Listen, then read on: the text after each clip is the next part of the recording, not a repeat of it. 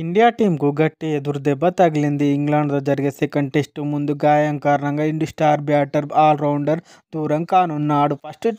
First ఇన్నింగ్స్లో KL Rahul 86 పరుగులు సాధించగా రవీంద్ర జడేజా 87 పరుగులు. రెండు ఇన్నింగ్స్లో కలిపి రవీంద్ర జడేజా కీలకమైన 5 వికెట్లు తీసి ఇండియా విజయానికి దోహదం చేశాడు. కానీ అతడు గాయం కారణం వల్ల సెకండ్ టెస్టుకు దూరం కానున్నాడు. వారి స్థానంలో సెకండ్ టెస్టుకు సర్ఫరాజ్ ఖాన్, సౌరభ్ కుమార్, వాషింగ్టన్ సుందర్ను తీసుకున్నారు. ఇంగ్లాండ్తో టెస్టుకు వారు ఏ విధంగా పర్ఫార్మెన్స్ చేస్తారో చూడాలి.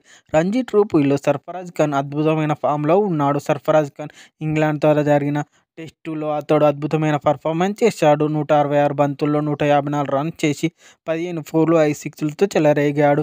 వాషింగ్టన్ సుందర్కి ఇండియా టీంకు ఆడిన అనుభవం ఉంది.